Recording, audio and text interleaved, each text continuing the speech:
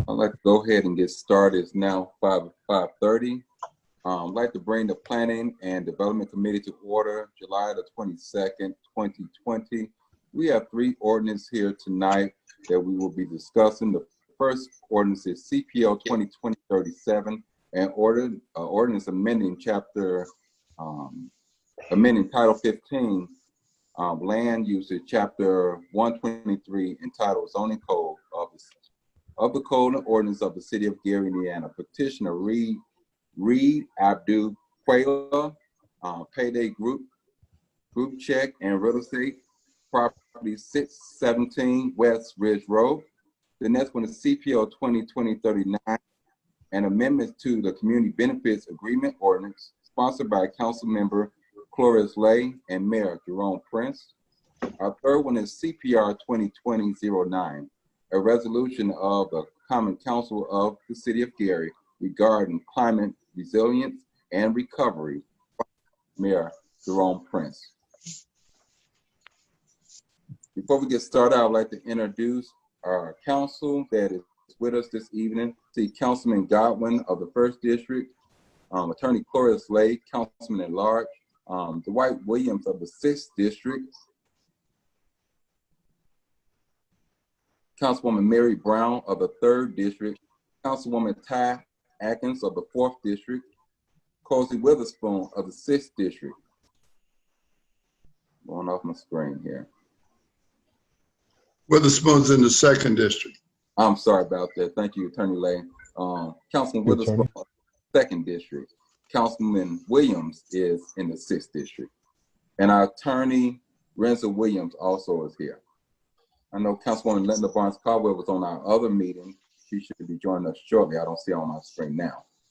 But I would like to get started with our first resolution that we have. That will be CPO 2020-39.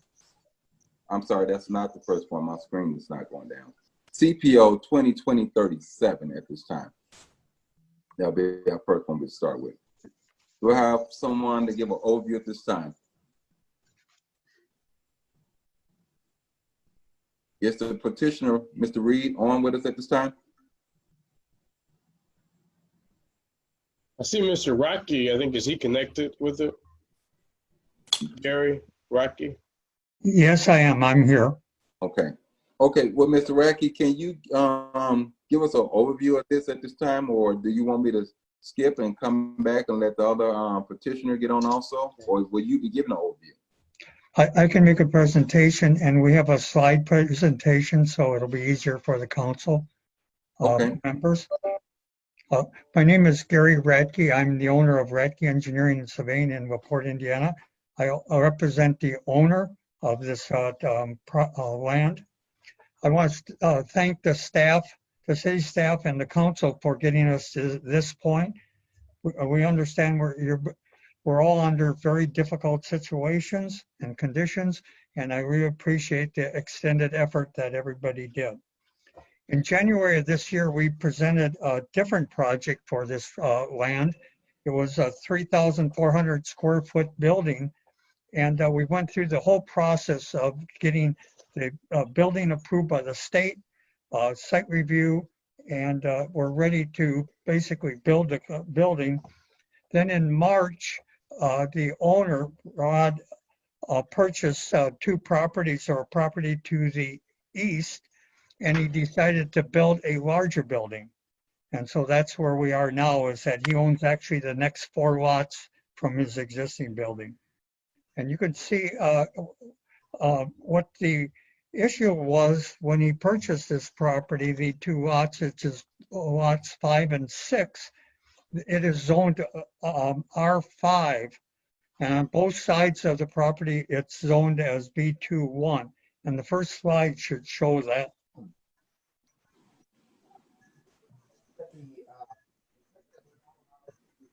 Share a screen.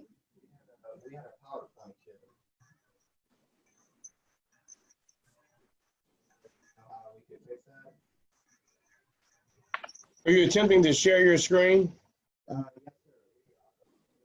Gary's channel. Mr. Radke, are you sharing the slide from your end, or is that being done by our IT department? We were going to share it just from R3. But it says that the host disabled that, so I guess we're gonna be able.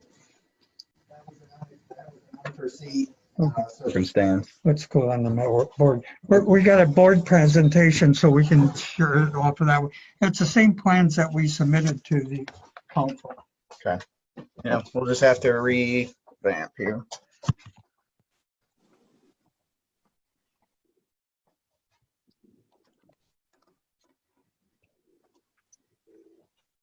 Okay, I can see you. Everybody see the plan?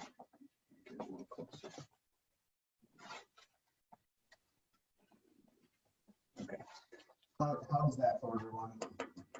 Any kind of limit? So the property is 617. It's located between Van Buren and Jackson Street on West Ridge Road. He has his cousin store at the corner, and this includes the next 4 properties.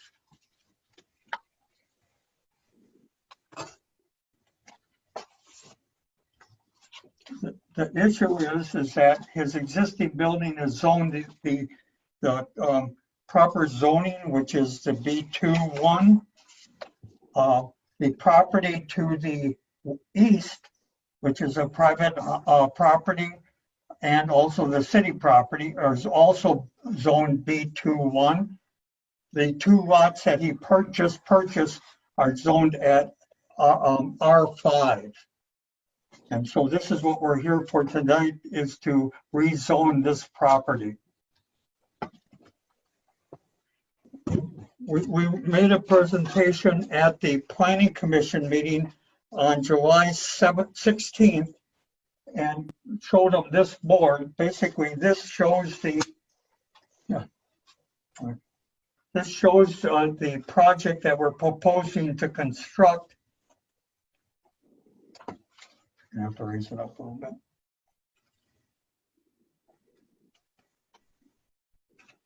bit. The existing building that for M&M Beauty Supply is this building here. It's about 3,000 to 4,000 square feet. What we're looking at doing is constructing this new building, which is 10,000 or 6,375 square feet. It's going to be about 15 feet away from the other building. We're going to be redoing the parking lot of the existing and build a new parking lot. And we're going to build on the storm drainage. No water is going to go into the city system. It's all sand now, and it's going into the ground. We have submitted this building plan to the state for the design release. We also went through the site plan review on July 13th, and we're working with the site review board group on a few items. The building exterior is going to be concrete block. It's with the entrance door on Ridge Road, and the east side is going to have a delivery door, double door on that. All the rest of it will be solid block. There will be no windows in it. This will be a split face block painted with an M&M sign on the top.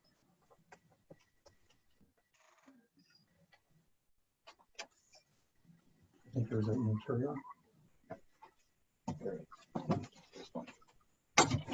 So inside the building,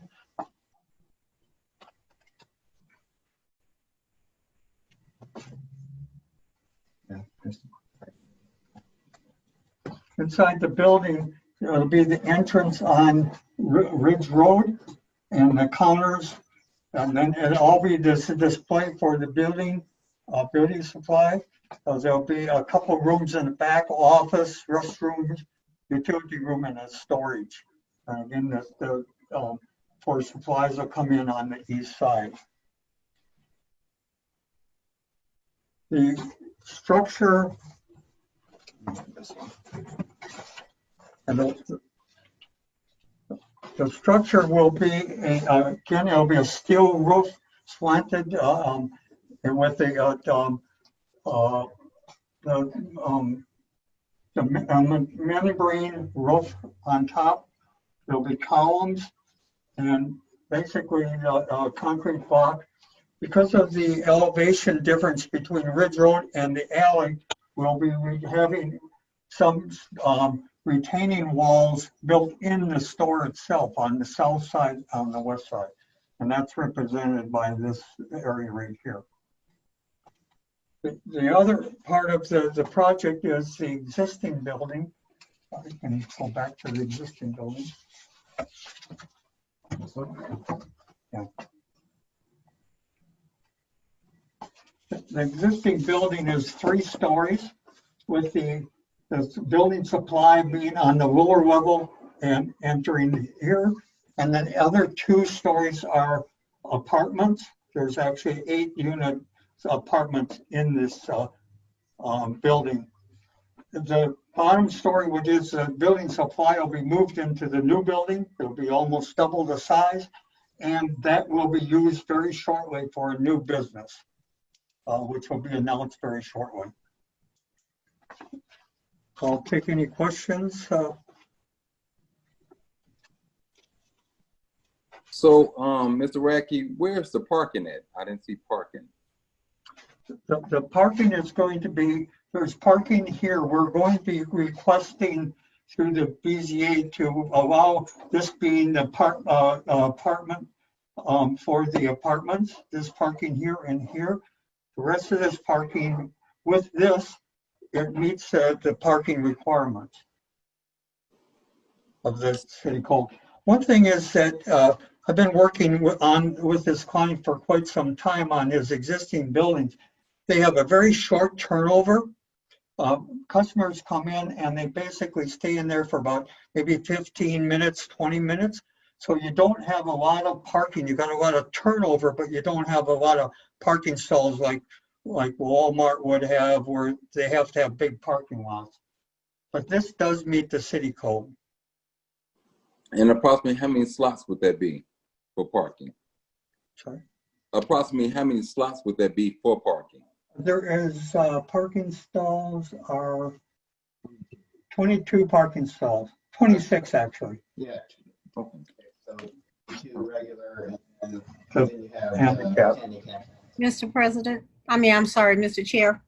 Yeah, give me one. I got one last question. Okay. And the old building, what is the plan to do with the old building? He's working right now to fill it up with a new business. He's hoping to be a grocery store, but we'll see if it works out for him. He's definitely wants to keep it. He's going to keep operating it. Okay. It's going to stuff, but that's what one of the thoughts are now, is turning into a grocery store. Okay. Because in that area, that would be a big need for that area. Okay. All right. Councilwoman Caldwell? Yes, let me apologize. I didn't hear the very beginning of your presentation, but let me see if it's making sense to me, if this is what I heard. You're going to construct a new building in between the space that's already there and the house and everything? Yeah, so as you went by it, I'm sure you've seen this burnt out house over by Ridge Road. It'd be between that burnt out house and their existing, that's where the building would be constructed. Okay. And then you're going to take the old building and revamp it to something else. Yes, so the bottom level, which is the M&M Beauty Supply building, that facility will be, all the stuff will be moved into the new building, doubled in size, and this new other building will be used for, he's hoping for a grocery store, but he hasn't finalized any commitment yet on it. But he's definitely will be keeping it himself and operating it himself. It will not be another quote vacant store.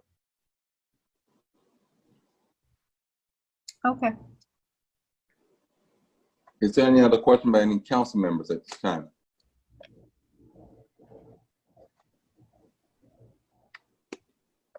Okay. Well, thank you, Mr. Radke. I look forward to seeing you at the next council meeting, which will be in another month.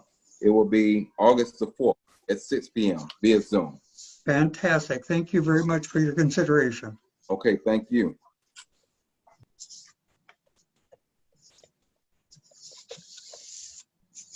At this time, we will go to our next ordinance, CPO 2020-39, sponsored by Councilman Cloris Lay and Mayor Jerome Prince.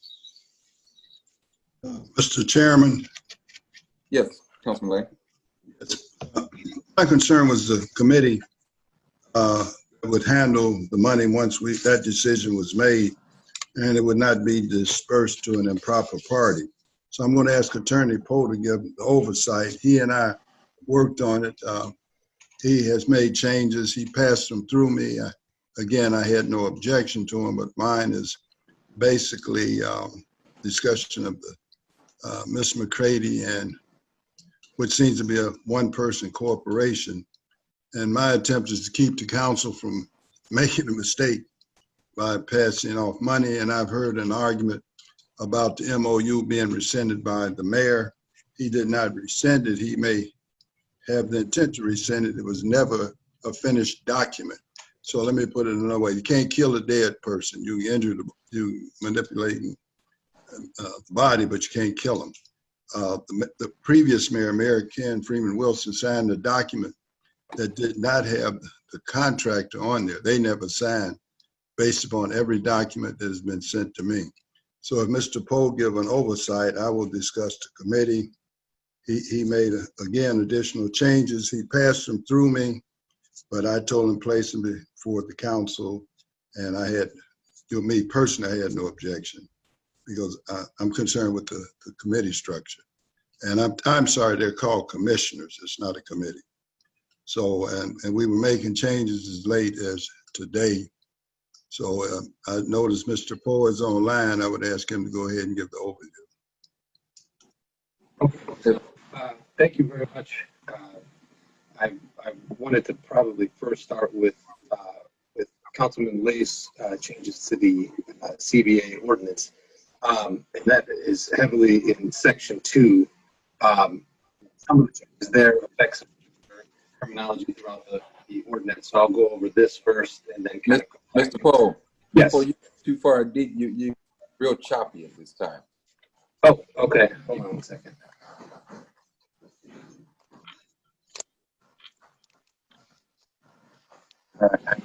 Is it still pretty choppy? Yeah. All right, hold on 1 second. Let me try this. You guys with me through my house. See if I can just plug directly into my router. It's better now. All right. Better.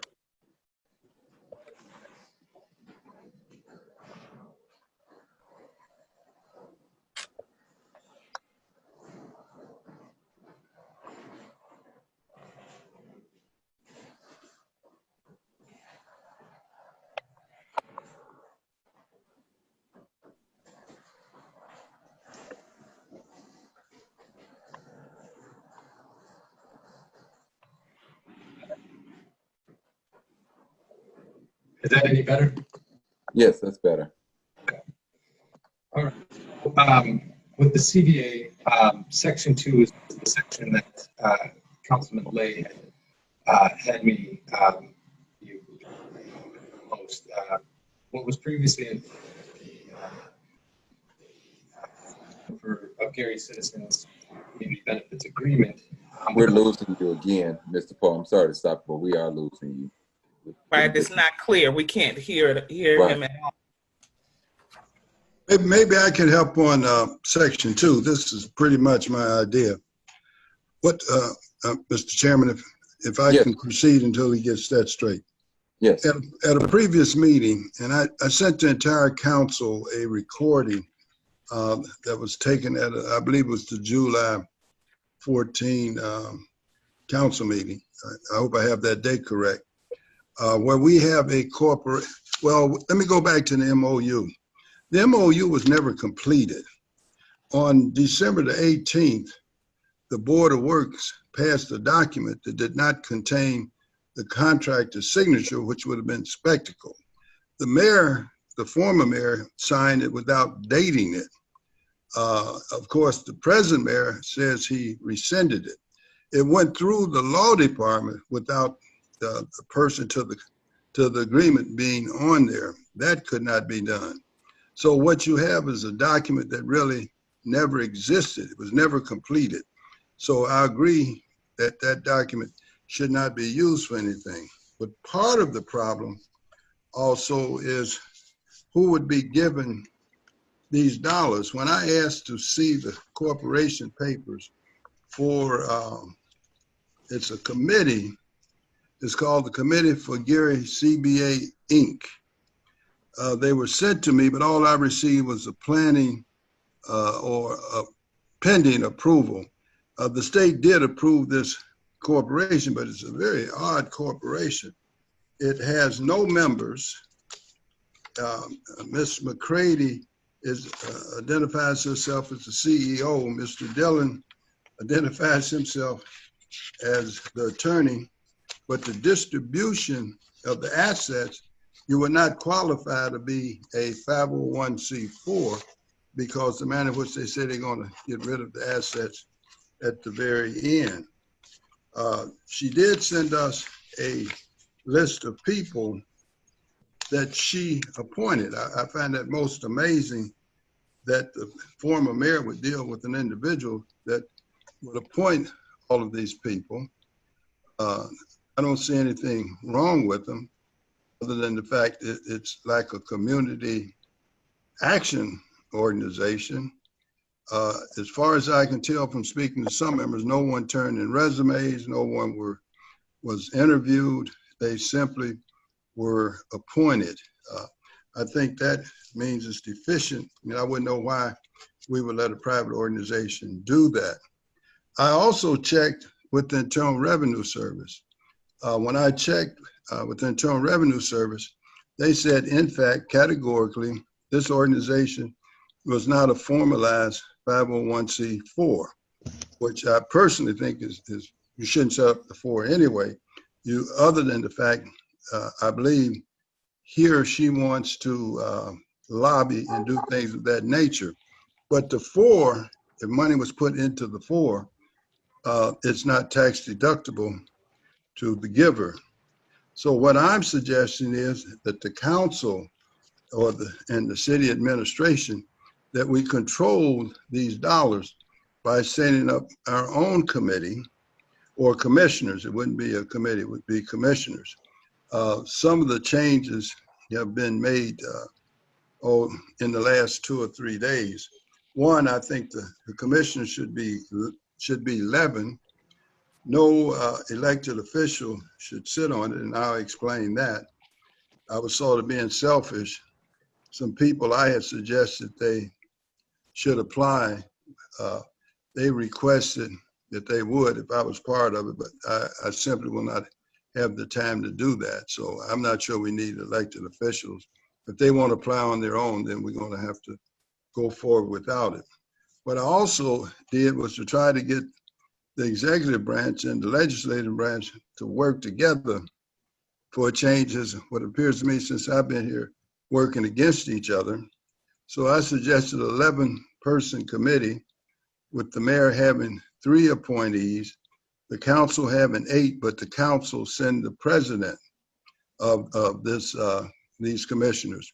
What I further was suggesting, and I hope Attorney Poe, who I think has done a yeoman's job because I kept changing at various times during the day, I would call him well, I guess everybody's at home now, to make these changes, that the commissioners would go through they would come to the Board of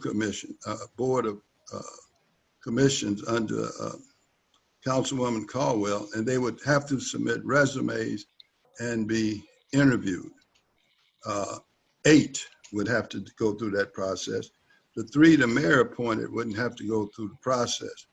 Also, the 11 people would be staggered, so you wouldn't get to where you were dumping everybody all at once. Another issue that seems to constantly be in surface is the person would review the project. The name is skipping me now, but I'm sure Mr. Poe can fill that in. Compliance officer. Yeah, that's it, the compliance officer. That the compliance officer, and I'm not sure, would be under the executive branch, but they would tie back to the commissioners, this 11-body commission, whenever they needed that person. And that person would also be entitled to give them directions. That's another reason you would include the executive branch. Now, I do know you may have a document that says the mayor should appoint the vice president. I'm not sure he was aware of that, so I'm suggesting that be removed. If that's something he wants, then fine, let's give it to him, because we're going to send the president. If the vice president is not something the mayor has to have, let the body of commissioners elect the vice president. Like I said, the council would do the president. I am prepared to answer any questions on this MOU, any questions on the incorporation, and any question when I dealt with the tax exempt unit of the Internal Revenue Service.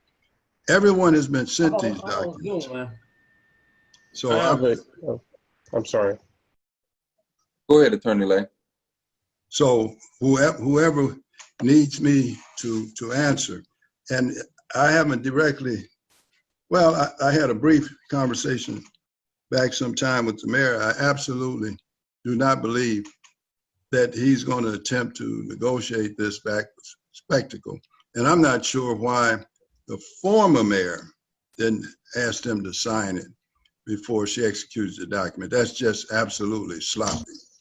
And I do not believe a completed document exists anywhere. I do not understand how it passed through Corporation Council without the signature of the contractor.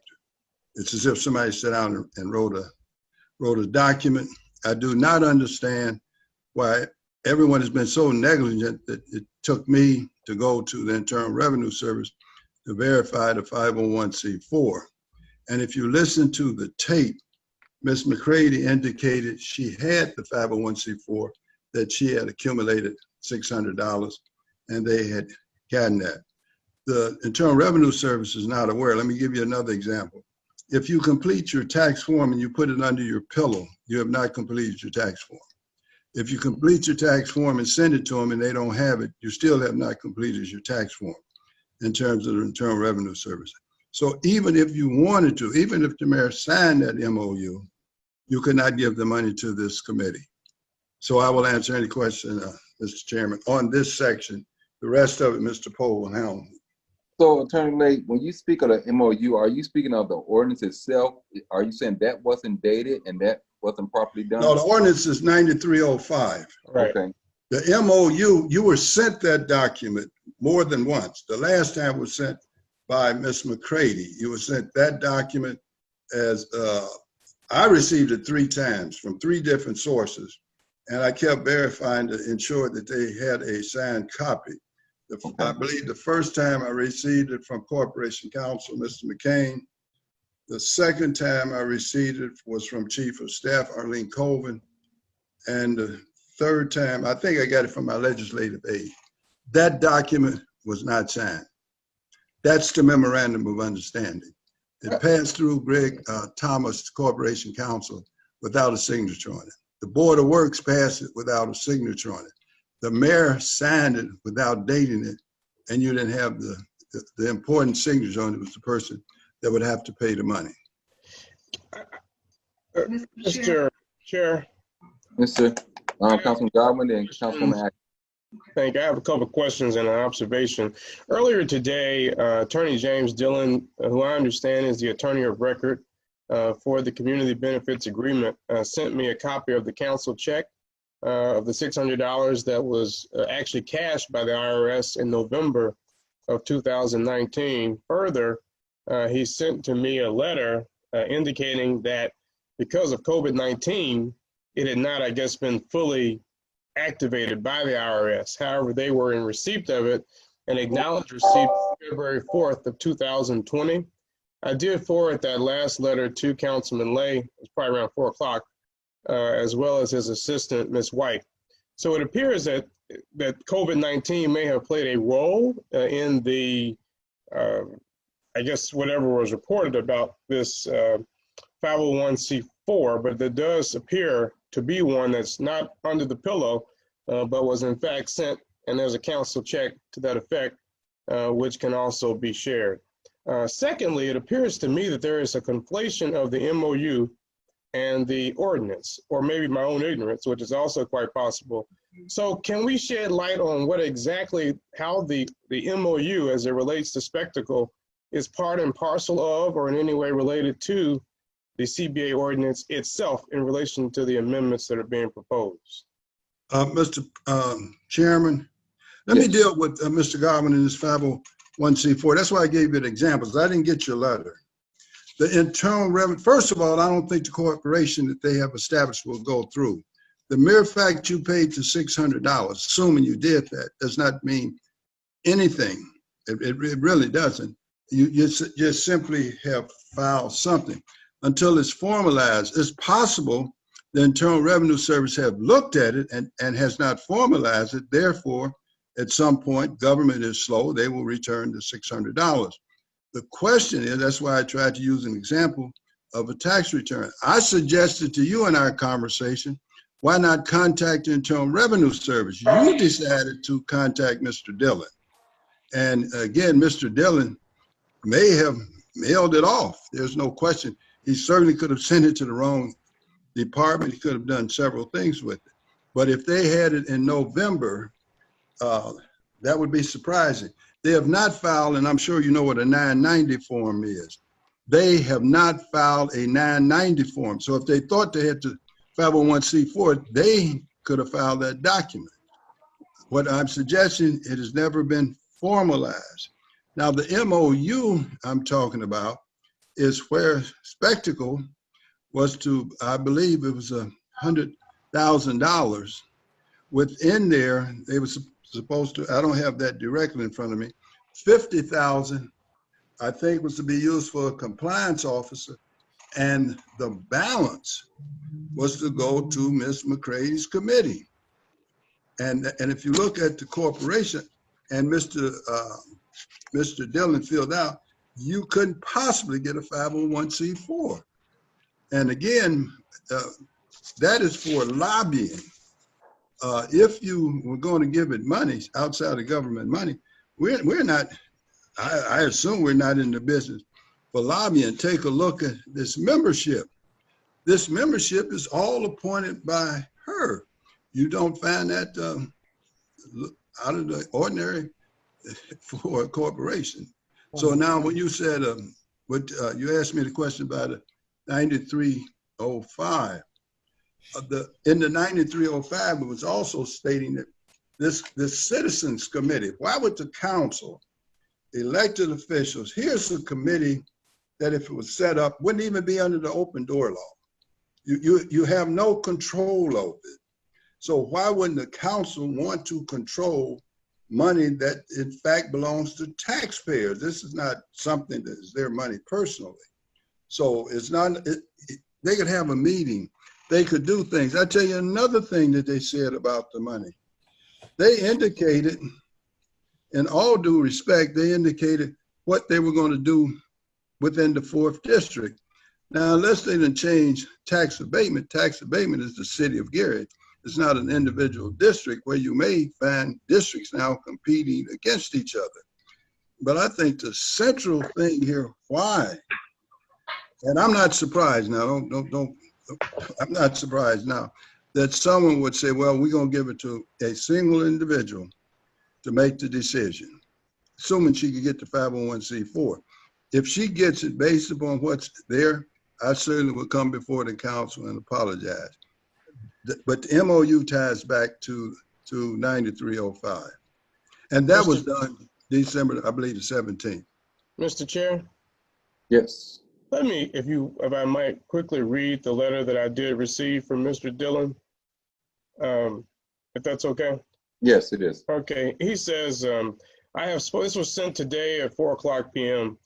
He said, I have spoken with the IRS. The 501c4 status was granted on February 4th, 2020. The online system is down. The representative stated that she sent a letter to Carolyn's address in February. And that would be Carolyn McCready. She has sent an additional affirmation letter today. She says she should expect to have it, that will be Carolyn, in 10 to 14 days. He says further, I do not know who Attorney Lay spoke with, what department he called, or where he received his inaccurate information from, but the Committee for a Gary CBA Incorporated is an active nonprofit organization. So there seems to be some confusion. I don't know whether it's the IRS in terms of their own record keeping, but he did also, as I indicated, send a copy of the council check from November, and I certainly would hope that they would return that by July if it is not in fact been properly filed. Further, I don't know whether, since they were not recognized until February of this year, I'm not certain a 990 would be due yet, because if anything, they haven't received any funds, and they weren't official until February 4th of this year, so their 990 wouldn't be due probably until 2021, since they were created in this year. But it looks like they did, in fact, file. I was sent a copy of the 1024A as well in November, but there was a notice that was also sent about, certain documents that were sent after a particular date in November had not fully been processed because the IRS, as we all know, has been pretty much, they aren't even doing enforcement actions right now, been pretty much shut down. So I think this is something we need to look further into. And we'll learn, I'm sure, between now and the next council meeting, but that's all I have for now. Mr. Chairman. Yes, Attorney Lay, let me have everyone else to mute their phones. If you're not the one that's been acknowledged to speak, everyone please mute your phones. Go ahead, Councilman Okay, Ray. I'm looking at also the corporation papers. That's great. I probably have done a great many of these things, assuming that she has a corporation with, and you will find, once I provide the council with information, I certainly will let it go. I don't have the time to debate it. Again, I think there are so many things wrong. Even if it says, will the corporation have members? The answer in there is no. So that's an individual. If you provide it to the corporation, in this corporation, she starts out by calling Mr. Dillon an interim attorney. I'm sorry, interim counsel. Then he's legal counsel, and she's a CEO. So let's assume for a moment the IRS gave me a code, so I'm not responsible to anyone to be able to identify, a name. I'm surprised they wouldn't send it by email and you would have it today, as opposed to some being mailed 14 days later. And I'm certainly not that good in terms of the technology. But again, the council is free, and I know you know that. Again, you cannot resolve the problem of the open door, being in control of the money. This organization, if you read their membership, is set up principally for lobbying, not set up principally to do this. When I look through the organization, I don't see anybody in there that have my skill levels. And I certainly will send the council my resume, and that Dr. McLeod and the rest of them send theirs. These people, at least several of these people, were not interviewed. They were placed on this CBS committee members by Ms. McCready. So even if we were going to proceed, I would think we'd ask to see resumes, interview them. Why would we allow a private organization to control money? I don't understand. It doesn't make sense to me. And all I'm suggesting is everything brought under the city. If you want these people, let them present resumes, let them go through interviews and put them on this 11-person committee. Put them there. But you at least would be able to control this commission. So beyond that, I have absolutely nothing else to say about what you do with this. Do that as you please, which you were going to do anyway. Thank you. Councilwoman Atkins. Thank you. I just wanted to put out a couple of comments, and then I'm actually going to request that Attorney Poe has the opportunity to actually go through the rest of the recommended amendments to this particular ordinance, because there is a lot. And we, with all due respect, have spent about 50 minutes just on one portion of the changes. And there's a number of changes that was proposed in the particular document. So this ordinance was presented last year, and the intent of the ordinance is definitely needed and purposeful. And so we all had issues with structure, but I just think that it would be better for us to include the community, to have some suggestions in terms of the amendment, instead of it being, one directional in terms of the recommended changes. So I wanted to make sure that as we think about the amendment, as we review the changes overall, that we at least give them an opportunity, because even from sponsorship, the people who were on the council who actually voted for approval of this ordinance was not included, from what it seems like, in terms of giving opinion in terms of what those recommended changes should be. So we want to make sure that we're inclusive of that and sensitive to that as well. And I would like to hear if Attorney Poe can go over all of the additional changes which are important, such as the threshold that was assessed for the tax abatement or for the CBA to even be applicable. There's also a change in reference in terms of what the impact area even means. So we need to understand that as a committee and as a council what those core changes were. So if Attorney Poe is still on here, if he can go through those changes, that would be great. Yes, no problem. So I've got, can you guys hear me better now? Yes. Okay, perfect. I'm going to keep I think if I keep my video off, it actually helps with the bandwidth. So I'll spare you my ugly mug. Starting with the definition section, we've got one of the first changes there is the CBA applicable development. That has changed to where and I should say it's a little bit more clarified. I mean, for example, city is now City of Gary, just to clarify that portion of it. We removed the is expected to receive to just receives, just because that's, in reading that, it makes it sound as if, that any project that's, it made it seem as if it wasn't necessarily clear. What does that mean? You're expected to receive, a tax, either a tax abatement benefit or other benefit. So it's just any development that receives a city issued tax abatement benefit and other benefits as explained in the ordinance are as identified by the CCBA, which is you'll notice throughout the ordinance, anywhere there was CGBA or CGCBA was changed to CCBA. So, but this is exactly what Councilman Atkins was talking about, where there is this threshold where any abatement and other benefit that is in excess of $1 million. So that basically sets that threshold for when this would become a CBA applicable development. The second change, it changes the CGCBA, that definition there, to the CCBA, which is the Commission on Community Benefits Agreement. Under the definition of City of Gary, it includes the Redevelopment Commission, which was left off previously. Community benefits is explained a little bit, or is clarified, should I say, where it shall mean a benefit provided or created on behalf of the City of Gary or its citizens by a developer in exchange for a city issued benefit, which includes but is not limited to,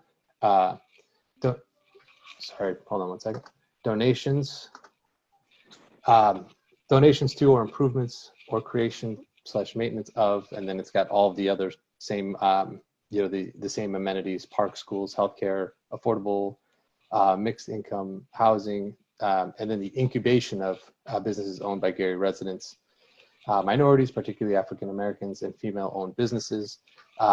At the very end of that, it clarifies that this does not include state and federal funds the City of Gary distributes as a pass-through. So, for example, home or CDBG funds. The Community Benefits Agreement definition is changed, where it includes the CBA will be adopted via resolution by the City Common Council and the Redevelopment Commission once all the requirements of this ordinance are satisfied. The compliance officer definition is changed, where it includes, it states that shall mean the person or company charged with monitoring workforce agreements on local hiring and community benefits, and will submit written CBA reports to the enforcement committee as required. Developer and development include the clarification that those terms are interchangeably used, as it pertains to the requirements and obligations of the ordinance. The enforcement committee, that was clarified, where it includes, it's comprised of 1 member of the redevelopment department and 5 members of the CCBA. Of the 5 members of the CCBA, 3 members shall be the common council appointments and 2 members shall be the mayoral appointments. So again, this all ties into that section 2 change. The impact area, this is another thing that Councilman Atkins had pointed out. Before it was the census tract, and what we had found was the census tract is a very, very, very large area. That if we, for example, for notice purposes, if you're required to contact everybody in a census tract, this presents all kinds of major hurdles. I think Broadway Lofts presented a pretty interesting, an interesting problem as well, is that it's right in the corner of a census tract. So, you may be right across the street from this development, but since you're not technically in that census tract, you're not going to get any say, or you're not going to get any say, but you're not in that impact area. So you're not going to get that notice. You're not going to be a part of that. So instead, we just use the common radius of the 400-foot borders. That's what we use for zoning, land use changes, things of that nature, which we think, that's already pretty much a past practice, a common standard to use, as opposed to a census tract. Other than that, the definition of party was removed because the term wasn't used. Same thing with the People's Advisory Council. That was something that was in the definition section previously, but it wasn't actually used in the ordinance, so it just became kind of a superfluous definition.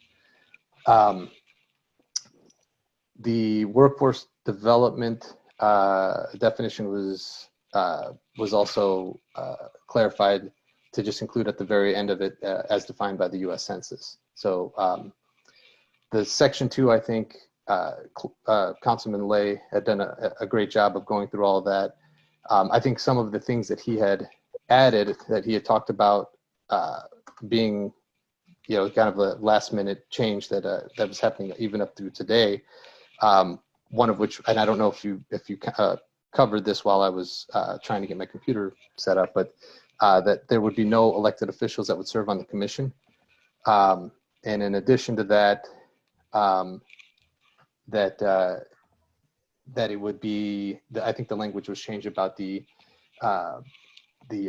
appointing authority, or the commissioners would serve at the discretion of the appointing authority, not at the leisure of the appointing authority. Section 3, under section 3, this section was the, again, this was a reference to the threshold for the CBA to be applicable, or the CBA ordinance to be applicable. So under this section, it reads, a community benefits agreement shall be required for all CBA applicable developments within the city of Gary that receives a tax abatement combined with other benefits described below from the city of Gary. This ordinance shall not be applicable to any developments receiving a total benefit of less than $1 million. Said non-applicable developments are still subject to the imposed fee under Indiana Code 6-1.1-12.1-14. So, for example, if you do receive a tax benefit or a tax abatement that it, over the lifespan of it does not reach that $1 million value, you still have that imposed fee. The council can still obviously impose the fee that's applicable through state code, but it does not apply to the CBA benefit or the CBA ordinance. Section 4. In Section 4, some of the changes here were just more clarifications that kind of were related to some of the changes made earlier. So under this section where it's talking about reinvestment, any CBA applicable development that receives an applicable city issued benefit agrees to invest up to 15% of the total value of what the benefit in the community benefits or in community benefits as described in this ordinance or is agreed to in writing by a representative of the city and the CCBA, minus any amount agreed to as part of the imposed fee per Indiana Code 6-1.1 12.1-14. So this is where you're getting into the total value of benefit, where we're fully defining what that actually is. In this instance, it includes the total reduction and the value of land transferred as reported by the redevelopment department, total tax abatement value over the life of the abatement as reported by the redevelopment department, total value of grants received by the development department on behalf of the city of Gary, and any other benefit received and enjoyed solely by the development from the city of Gary that can be valued by a professional metric on behalf of the CCBA. The reason for that change, obviously, is that in the previous example, what an actual benefit was not defined, and that makes it very, very hard for working with developers and trying to really kind of figure out, okay, well, what is actually this? What is this? How does the CBA actually apply, to any number of things? It just was so vague and so broad that it made it very, very difficult to navigate. So this was our best attempt to try and clean that up. The deposit and control of the reinvestment funds, any reinvestment funds described in this ordinance deposited shall be directed to either the general fund or the Economic Development Corporation Fund and shall be used specifically for the purposes proposed by the CCBA and approved by the Gary Common Council. The next section, the local hiring was updated, much in the same way that all of sections 3, 4, and 5 were, where it's making sure to specifically identify it as all CBA applicable developments instead of any developer that receives any city issued benefit, which just seems so vague and so broad. So this kind of really hones that in to make sure that this is applicable to the correct developments. Section 5, community engagement. There really wasn't too much changed here. Under section 1-A, prior to submitting to City Council a request for tax abatements related to a project and or approval of land transfer by the Redevelopment Commission, that's basically what the section that was added there. The director shall hold at least 2 public meetings to take place in the impact area. Going down to the notice of public hearing, this section, under section 2A, the only thing that was added under this section was that it stated that the notice may include both meeting details. So you've got both, you've got 2 meetings, that notice could include both of them instead of sending 2 forms of public notice out, which is, can be a very, very daunting task. This section B, we removed the 14-day and moved that to the 10-day, which I think is in compliance with 531-2 of the Indiana State Code. It seemed like we were requiring, it was a strict requirement that could be pretty burdensome. And then again, that states that the notice may include both meeting details.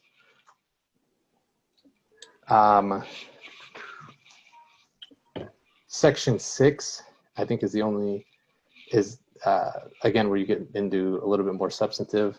The rest of it was just, the rest of section 5 was just changing CGCBA for CCBA. Under section 6, this is where it's discussing the compliance officer that shall provide the community benefits report to the city council regarding any project annually by the 2nd council meeting in April. The annual report shall be prepared by the compliance officer and submitted via the redevelopment department. That kind of clarified that process a little bit better.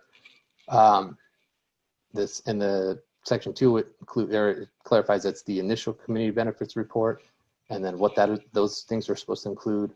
section 3 is all future annual reports, and what that remained the same. Under section 7, the only substantive change here was under section 4 of section 7, where instead of having the threshold for $5 million,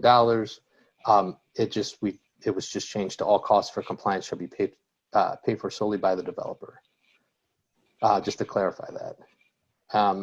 And that's essentially it. That covers all of the amendments to the CBA ordinance. Mr. Chair. Yes, Councilwoman Mackin. Okay, Attorney Poe, that was a lot. So I'm gonna try Yeah. to high level to summarize some of the key points. So the amendments addressed the following. There was a large section that was amended that addressed the concerns of Councilman Lay related to structure. The structure in the previous document had oversight from this 501c4 entity that's in question. And so now the new structure that Attorney Lay provided some great detail on now creates a commission, and then it has defined elements in terms of how the commission is formed, who appoints who, and the number that is required from that. On top of that, there was a change to implement a threshold in terms of when this CBA would even become applicable to a development. And then on top of that, you also did some refirming in terms of the impact area by identifying a radius from where the development is taking place. And then when the various sections, there was some more meat and talked about the compliance and the formulation in terms of what the compliance officer's requirement is, and then their responsibility to getting financial reporting to the council. And the other stuff was just like, I think like administrative things and just making more definition in terms of what was previously there. Is that right? That's correct. Okay, I got one question for you. So in terms of this compliance officer, I know that in previous meetings, we talked about that. I think in the first draft, it was that particular role will be paid for by the developer. Mm-hmm. Can you confirm? Because I might have missed it. I kind of went through it twice, but I might have missed it. The funding for the compliance officer, and then also we wanted to identify the hiring. Is that oversight from the administrative branch or executive branch, if you will? Sorry about that. Or just if we will compare within current state, we know that there had been conversation about compliance officer with GSD. So is there any conversation that's already been, communicated related to that? And then what is the correct path for that person and who they report to and all that good stuff? So what the section that we were talking about as far as costs, we made it very, very clear that just all costs of compliance shall be paid for solely by the developer. So including the compliance officer's salary. Yeah, if for example they're seeking out to hire somebody to fill that role. Okay. However, if they have somebody they want to fill that role, then they would be able to fill that role themselves. In-house. Or again, as it's been kind of pointed out there, we do have we may be able to rely on the executive if that's how both the developer and the city wants to proceed, to have the executive take that over. But ultimately, if there are any costs associated with it, what the CBA would require is that is actually covered by the developer. Okay. And at what point should the, if it's the 501c4 or if it's proceeding with this amendment to do the commission, at what point will they be brought into the conversation with the developer? And who responsibility would be to ensure that is happening? So that's under section 6, where they're providing the actual reports to the city council, and those are actually provided to the CCBA. This would also include, they would be working with them through the public meetings that would be taking place. But ultimately, the annual reports is where the compliance officer would really have to answer to these entities, both the city council and the CCBA. Okay, so that just speaks to the compliance officer, right? But the whole point of the CBA is to ensure that there is a connection between the community and the developer. So that is what I'm talking. Like, at what point either the commission, not the compliance officer, the commission or the 501c4, whatever it, we decide as a council how we're gonna move forward. When will they be brought to the table with either redevelopment or the developer to even start the conversation related to what is the true benefit, right? So I think that's key. Is it within, I don't know, 30 days of execution of the contract, or is it, at what point? I think that's key, because that's part of the reason why we're in the situation with Broadway Lofts. Yes. Mr. President. Yes. Mr. President. Can he answer that question? Well, yeah, And if I can, I have a question that I think is related to what Councilwoman Atkins is getting to. Can I ask a part B to your question, Councilwoman Atkins? If the chair allows, of course. please continue. Okay, well, so one of the things, and I think this is connected to what Councilwoman Atkins is saying, you said you're changing the language from expects to receive to receives. And I think that is a problem, because here's the deal. If this is not triggered until it's actually received, it's too late to negotiate anything or get any concessions from the developer. It should be based on the conversations you've started to have when you know that someone is going to be presenting a project that will lead to an amount that will trigger the ordinance. That's when the CBA ordinance should go into effect, so that when it comes to the planning committee, when it comes to the council, we already know where the community benefits are going to be. And so that change, which seems like a simple language change, has serious substantive implications that basically kills the whole CBA. So I'm very concerned about that, and I'd like to know any comment you have on that. And what's the resolution to that? Rodney, or Mr. Chair, if I may, if you look at section 5, sorry, I'm one screen. Section 5, 1A, it says prior to submitting to the city council a request for tax abatement related to a project and or approval of land sale. So before even an application makes it to the council, would be the community engagement portion, including the public hearing. So that does account for the issue that we're talking about here with Broadway Lofts, where we're kind of running the process concurrently, where the initial public hearing needs to occur before application is made to the council. So that way they will know what the request is and have the public engagement, and in essence, better understand what the community benefit would be of an applicable project, so that when the declaratory resolution is done for tax abatement in front of the council, that part of the process has already commenced. Or are we changing the language? Say that again? Why are we going from expects to receive to receives? So that's not a minor change. Well, I'll put it this way. Under the ordinance, there's several requirements that are here. And for example, you're requiring these developers to take part in these actual, they're actually required to go through with this development, or not development, but the agreement. They're obviously not going to engage in a full agreement if they're actually not receiving it. And that was the thinking behind it. I think that it's a good point that you raise. And I think it was just the way that it was written under the previous definition was just a little too vague.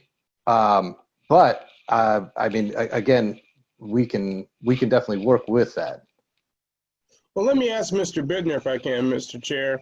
How many development projects have we had in the last 3 years that are over $1 million?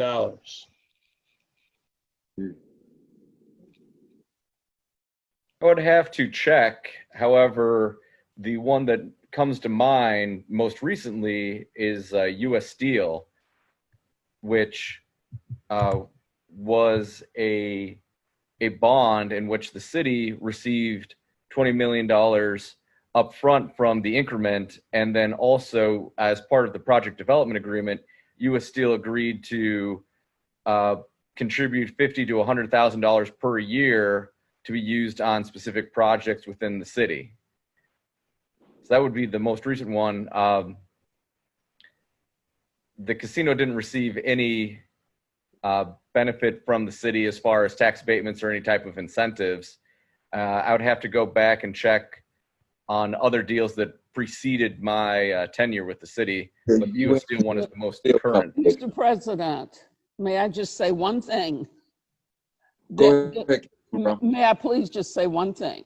Yes. The city council has, I don't have this, the agreement in front of me, but I do know that the city council has authority in terms of when we do grant these kinds of abatements, we have the ability to make changes or to stop them or to change them if they are not fulfilling whatever it is, whatever responsibilities they agreed to. And so if U.S. Steel agreed to do some certain things and they did not do them, and we did grant the abatement, the city council has the ability to make some changes. And we have not been, we had at one point a compliance officer, and I don't know if we are using the one from the sanitary district presently, but we have to have the ability to have the compliance officer give to us the information that we need in order to know that whomever received the abatement is doing whatever it is they said they were going to do. And that has happened in the past, and we have had to go to that person and make some changes. So that's all I wanted to say. We do have some authority, and we're not taking advantage of it. That's all I wanted to say. Mr. Chair, if I could, to Councilwoman Brown's point, that is under Section 7, subsection 5, that the clawback procedures is something that is guaranteed into this ordinance as well. I didn't go over it because there was no changes to it, but she's absolutely right. And I do know the last big project that did come to the city was a steel company that moved, Alliance Steel. They did abatement also too. So,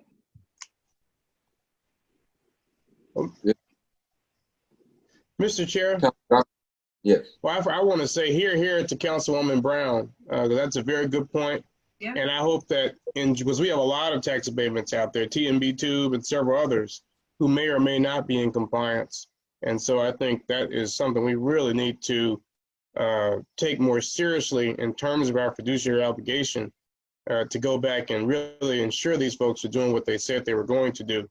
There were a lot of changes, Mr. Pohl, and so I would ask if you could maybe put that in a summary document. I'm not trying to create a whole lot of work for you, but there's a lot. And I think it's a lot harder to compare the original with the amended to really see what's being changed. But I would ask that you would put a letter together, document each of those changes, and sign it, that you are affirming that those are the changes that have been made to the amended ordinance. And I would ask that it be distributed to the committee members that Carolyn has, the list that she has given to us, and that it also be distributed, of course, to all of the council members, so that everyone is on the same page about what exactly is being changed. And so I think that's important. Mr. Chairman, apparently what as Councilman Atkins pointed out, my whole conversation just sort of went up in the air. This commission I'm talking about creating would be under the jurisdiction of the Gary City Council. Let me repeat that. Maybe that's not understood. You would select the members. It's 11 there. I'm saying 8 would be selected by the council. That is a clear majority.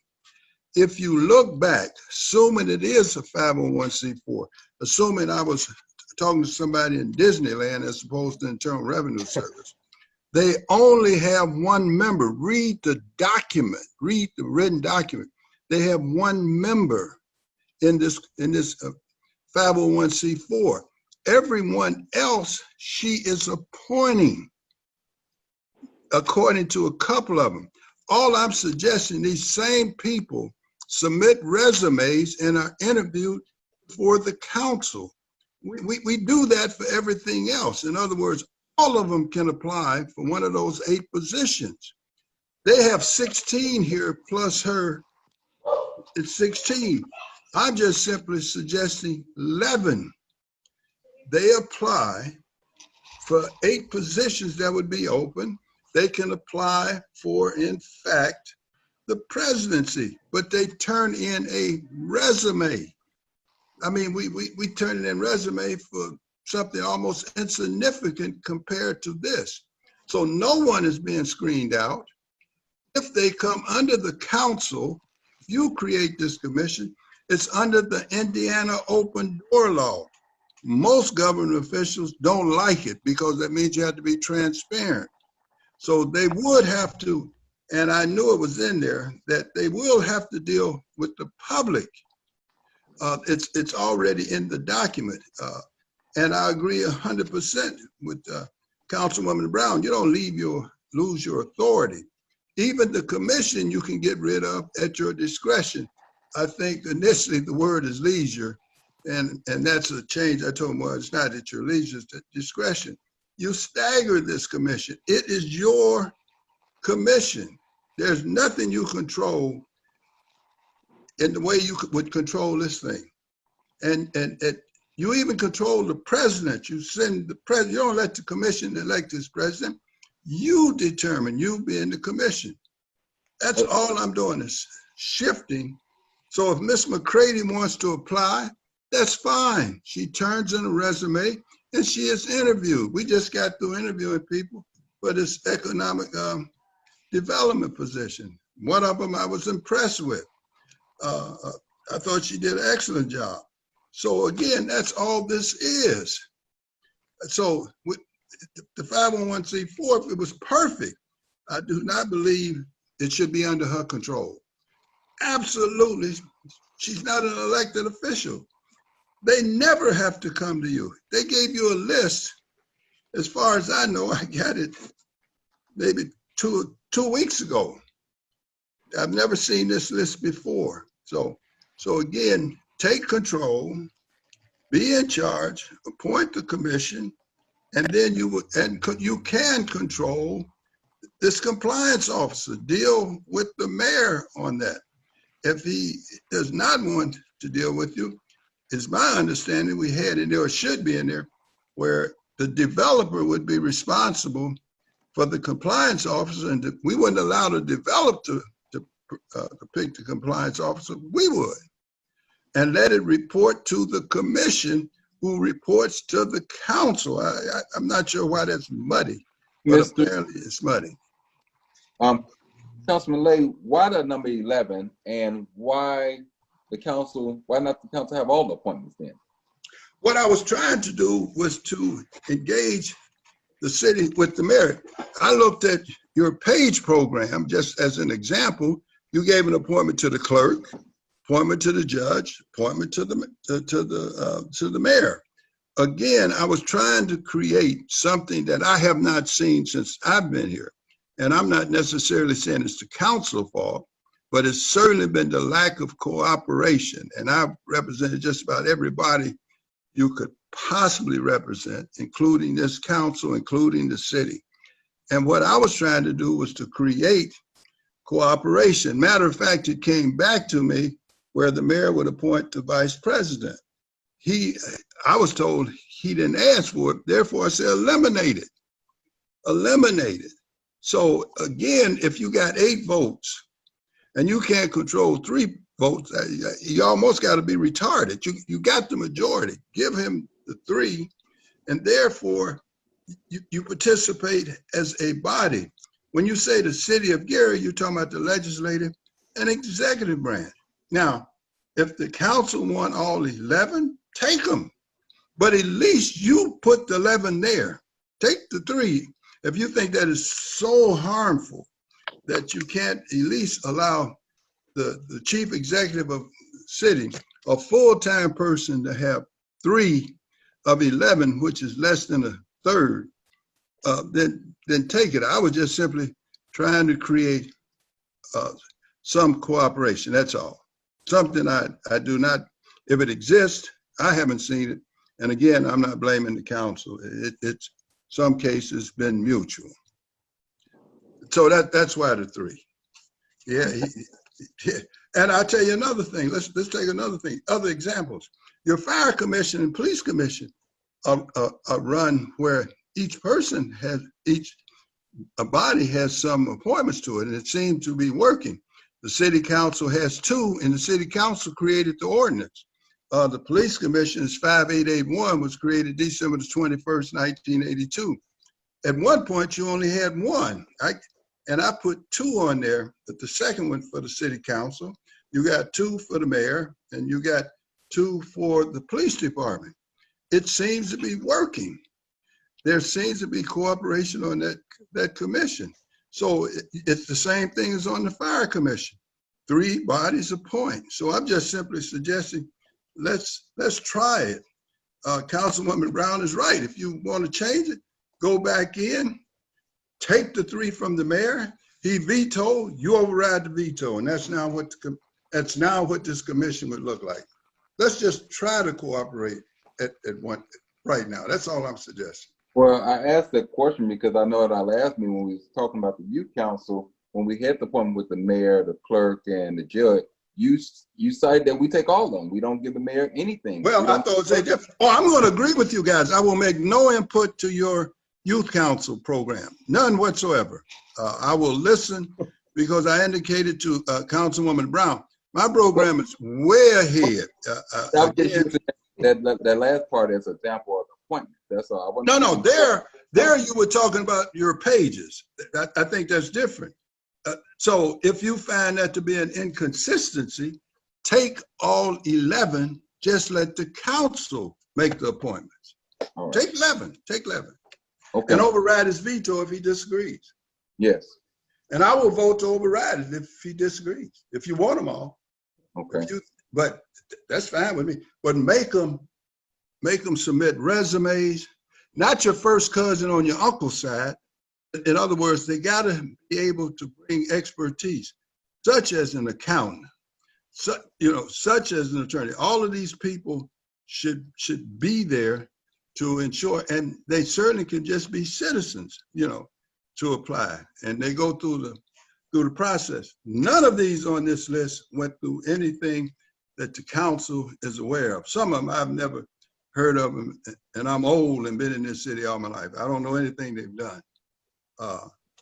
So take them all. I have no problem with that. All right. Is there any other question from council members at this time? At this time, I would like to open it up to members of the CBA at this time. For any questions? I'm sure there's comments. Yeah, we have comments. I don't know if anybody has any questions, but yeah, we got comments. Okay, this is how we're going to do. I'm going to do one at a time, and please state your name and then go forward. Okay. Carolyn? First person. This is Dr. Vanessa Allen McLeod, President and CEO of the Urban League. Mr. President, is it okay for me to? Yes, it is. Thank you. And to all the council members that's there, thank you so much for having this robust conversation. I just want to say, in terms of Attorney Lay, I trust the email response that Attorney James Dillon sent, confirming that we are a 501c4. I also want to let the council know, and I'm sure they can see the list, that this committee of volunteers is made up of highly respected and in some cases credentialed citizens that's only here to try to help and work collaboratively with the city on behalf of some of the residents. I'm very disappointed in a sense on the direction that this has taken, but I'm not going to jump off the ship and I'm not going to give up. We came together in earnest and in the spirit of collaboration, and it seems as though Attorney Lay has taken control of this situation and turned it into something else that I'm still unsure of. We want to work and be inclusive. We want to be collaborative, and we want to come to the table and work in earnest with all of you to make sure that our city and our citizens benefit from this agreement. So I don't have any questions for Attorney Lay. I don't have any questions for you all. I respect you and what your position is and what you do. I just ask that you be inclusive in your conversations with us. I just ask that we not fight each other. Let's come to the table and include us at the table so that we can bring some benefits to the city of Gary. That's my comment. Thank you. Next speaker. Okay, Ruth. My name is Ruth Needleman. I am Professor Emeritus from Indiana University. I taught 35 years labor studies, including labor law, employment law, etc. I had prepared some comments, but I have to immediately start by saying that this is not an amendment, this is an erasure. Because community benefits agreement has certain clear goals, which would be frustrated completely by the changes that have been suggested. For example, having a compliance officer write an annual report will not allow for ongoing compliance. It doesn't make sense. Plus, the idea of a community benefit is that impacted community, not the 5 houses next door, not 400 feet, but the community has a say on what they want. And that the developer doesn't say, don't you want my fitness center or my car sharing? I mean, it's very different. We've had a lot of development in Gary over the last decade or more, at the airport, at the university, the road work. But the problem is there are so few workers hired that live in Gary that the money leaves with the workers and the developer takes the money with him. Community residents and community neighborhoods are not benefiting. And there needs to be a commitment, and it has to be enforced, that the developers will hire and train Gary residents. They will invest in the surrounding community. Otherwise, what we call development is really displacement. I followed very closely the projects at the university and the airport. Of all the work at the airport, and that was a $1.6 million extension project, only 4% of the labor during the entire time of the work was done in Gary. Indiana University promised that they were going to do local hiring. Then they explained that they define local as meaning the state of Indiana. But I happened to go there and take photographs of the license plates of the workers. Those license plates came from Minnesota, from Illinois, and from Michigan. And so the purpose of the CBA is to make it necessary to contribute to the future of this community, to invest in human capital and help us to, in a sense, improve what's already here. And that's very important because You know, we used to call it urban renewal. James Baldwin, many years ago, said that urban renewal had turned into urban removal. We call it gentrification today. Yeah. I think it's similar. Yeah. And it will eliminate the existing residents who cannot move into an affordable $500 a month apartment as a young professional. So we have to wonder why there's so much resistance to this CBA. And a lot of times they say developers won't come if they can't come on their own terms. But their terms are greed. Their terms are, who do I have to pay off so that I can make a lot of money? We need really to see the CBA as a way of standing up for Gary. Not making deals without public knowledge, not calling a public meeting and thinking that's community engagement, and certainly a fitness center and a bike and car share for young professionals is not going to really, in the long run, develop our community. We will end up with urban removal down the road. That's my comment. Thank you. Next speaker? Can you hear me? Yes. This is Carolyn. Can you hear me? Yes. Yes, we can, Carolyn. Okay, good. I have my usual technology problems. I just want to say before I say what I'm going to say that Mr. Lay keeps conflating the MOU with the ordinance when he talks about us receiving money. That money that we would have received in the MOU was documented during the time we were negotiating this out with Mayor Karen Freeman Wilson, documented that it would go to help reconstruct the training center at the Gary Career Center. Our committee went over there and spoke with the new director about how we wanted to help financially and in any other way. All of that money would have gone to help reconstruct the construction wing of the Career Center. So I don't know why he thinks that somehow we would have, or specifically I would have taken this money and run away with it. That was, of course, never the idea. But I have a few things to say. So first of all, I want to thank you for the opportunity to speak this evening. Our committee has worked long and hard to craft the CBA ordinance, which is now law in the city of Gary. It passed the city council 9-0 on December 17, 2019. We want it to remain law because it is the right thing to do for the people of the city. It is a win-win and has been a long time coming, and yet it is under attack by those who would side with developers as opposed to the interests of the people. The CBA ordinance should be retained as law in the city of Gary for a number of reasons. This ordinance gives the city leverage with developers that it has never had before.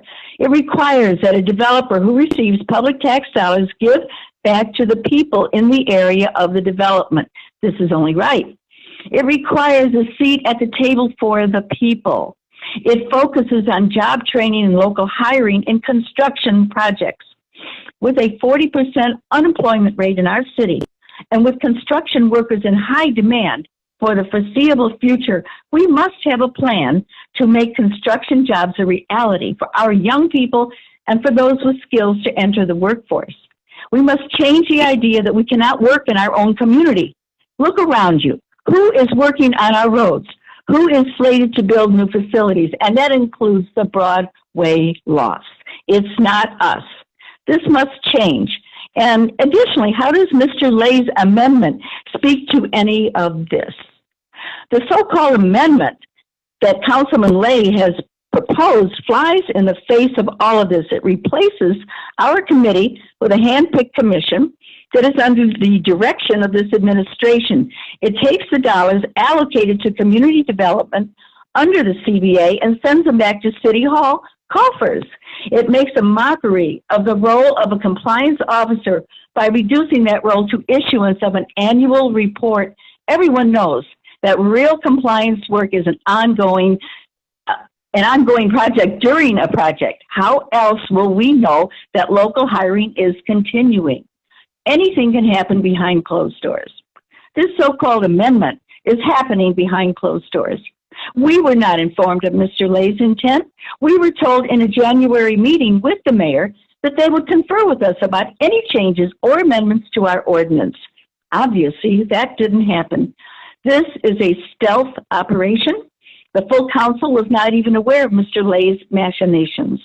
We are appalled and outraged that Mr. Lay would seek to supplant not only the people of our community, but the spirit of social and economic justice that the CBA ordinance represents. We on the CBA committee are leaders in this community. We are from the clergy, from labor, from environmental activism. We are attorneys. We represent social and economic justice organizations. We are active in Gary and Northwest Indiana. Mr. Lay seeks to portray us as outsiders. Nothing could be further from the truth. We ask that the Plan Commission consider all that we have said this evening and not recommend this so-called amendment to be heard on third and final reading. And Mr. Chairman, I also have a short statement from Lori Latham. May I read it at this point? Very quickly.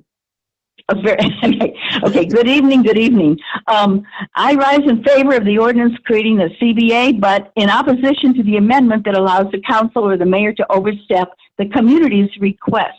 Earlier in my career, I worked as a community organizer and activist that pushed back on local elected officials here in Gary and often saw them as adversaries. It didn't take very long to realize that you were all victims as well and mostly powerless when it comes to addressing our city's most pressing issues.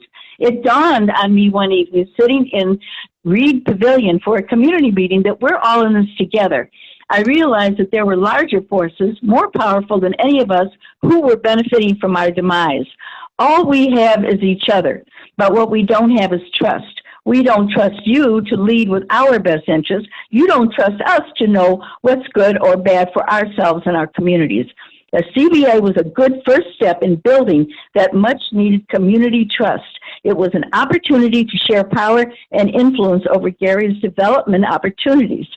I've spent enough time in this room to know that if you all have a choice between our well-being and money, unfortunately, many times money gets chosen because you love money sometimes more than you love the people of Gary.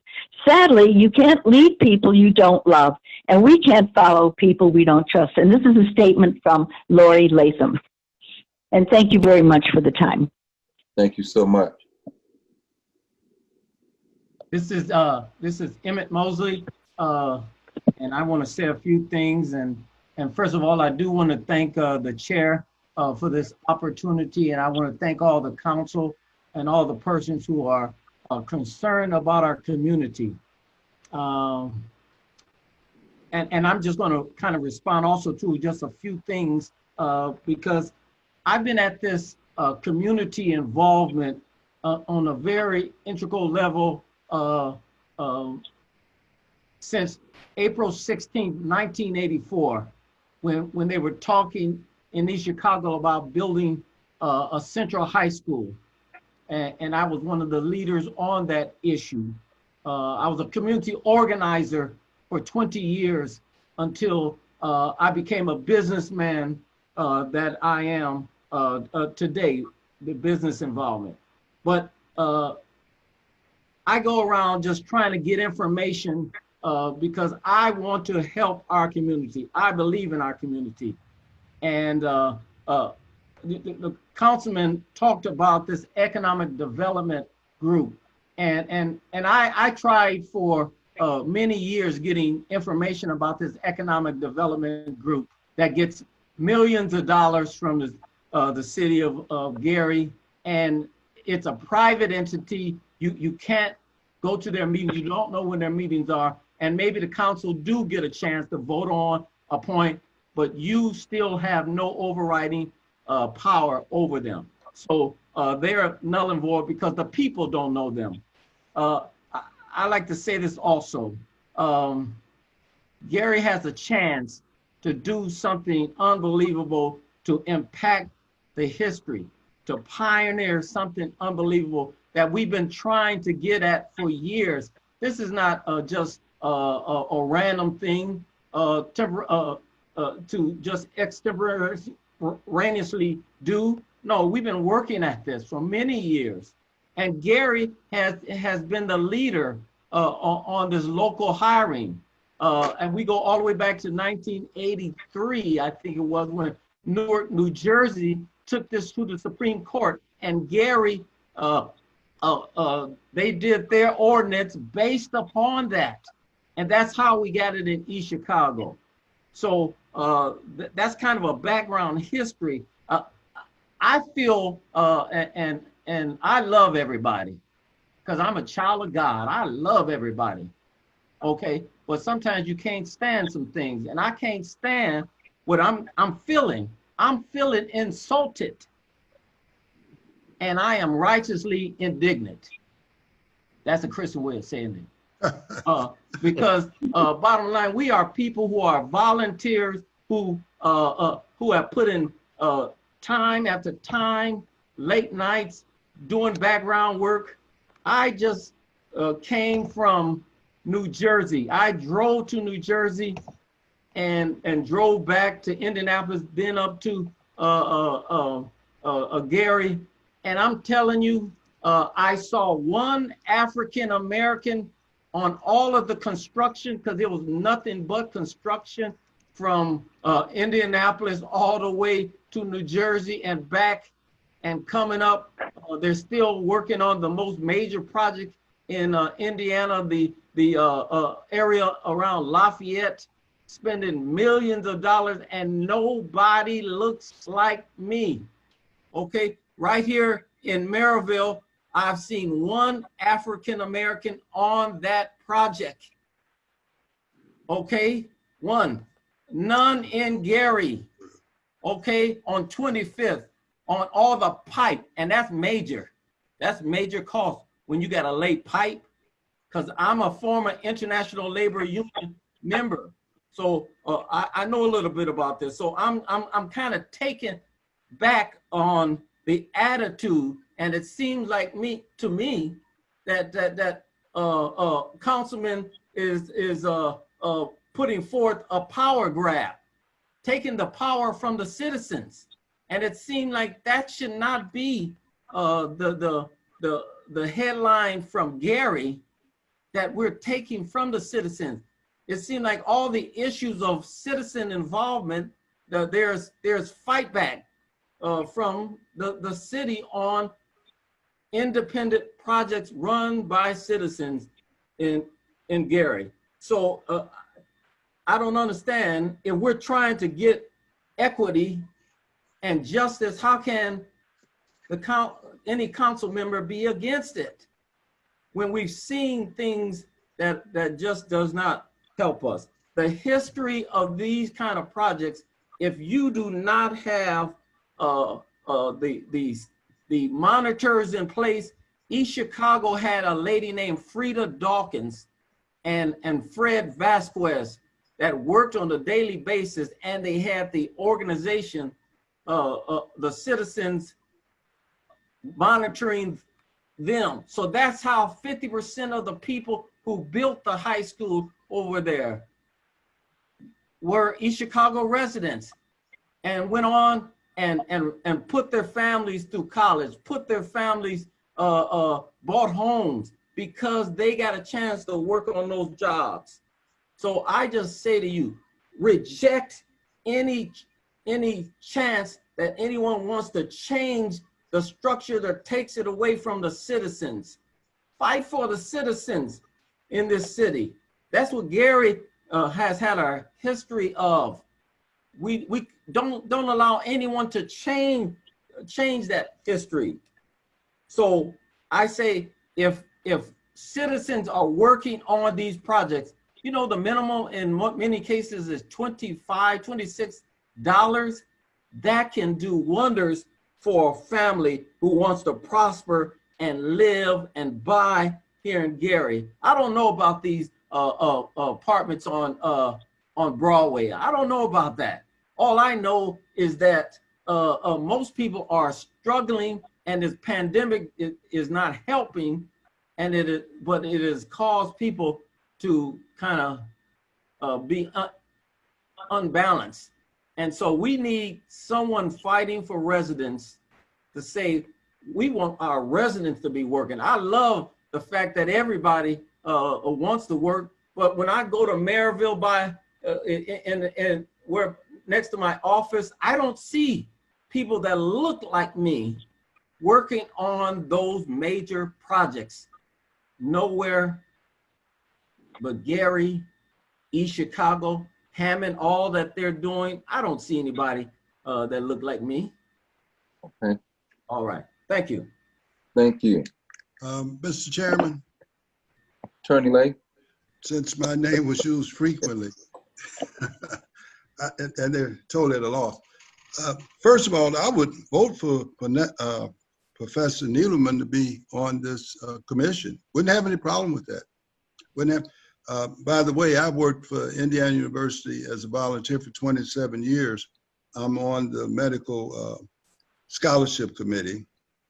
I've been in this town, I came here when I was 2, so I wasn't born here. I practiced law here 47 years.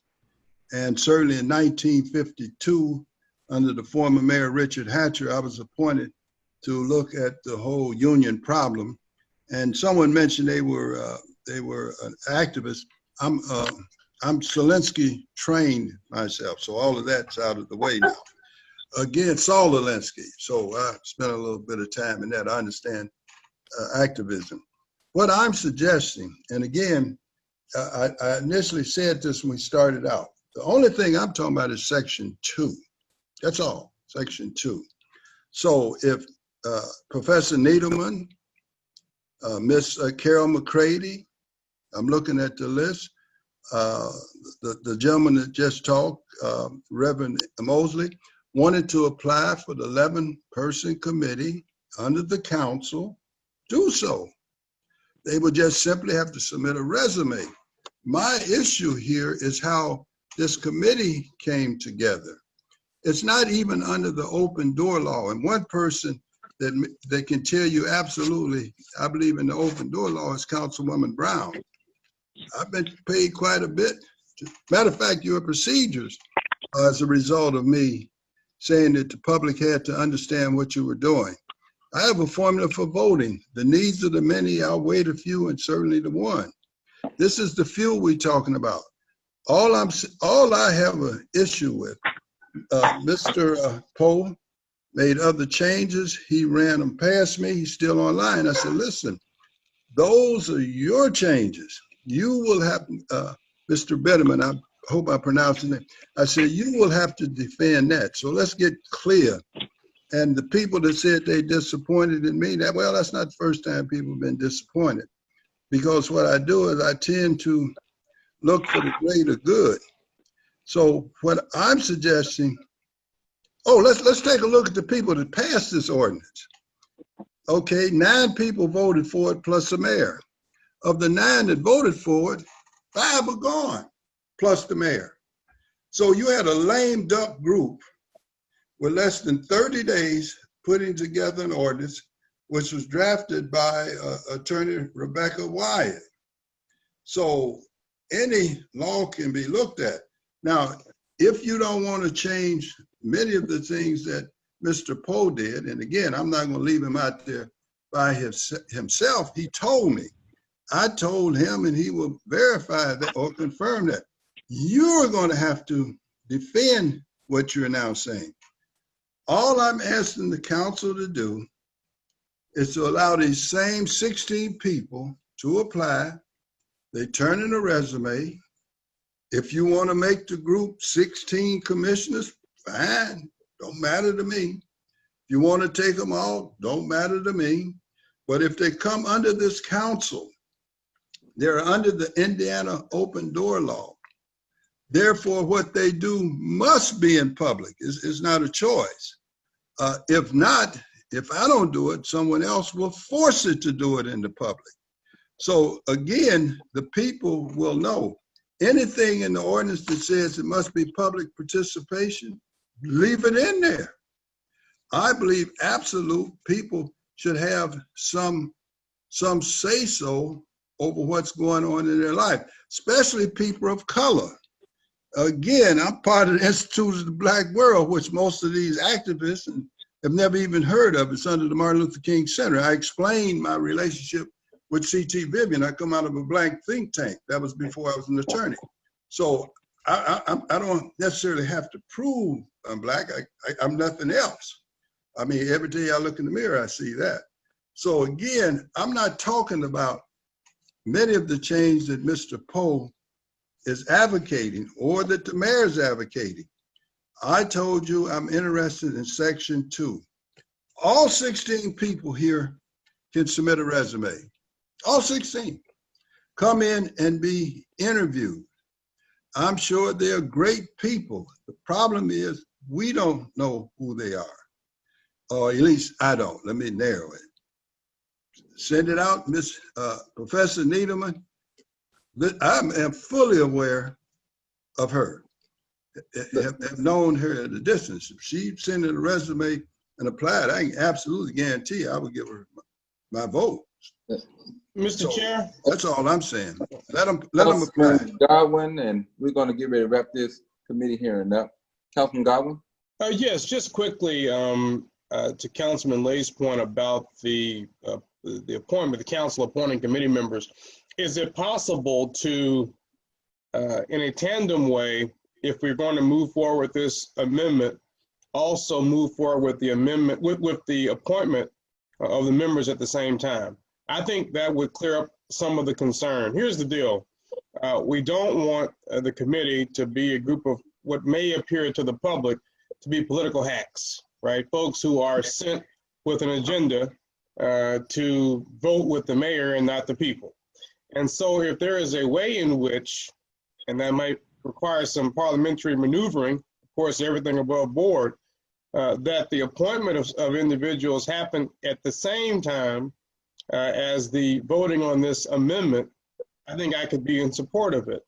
I also want to commend the folks who spent, I believe, 1.5 years to maybe now 2 years working on this process. And we don't want to either one, belittle or two, diminish the work of these folks. I mean, there's not a lineup of people who are looking to be active and involved and engaged in our community.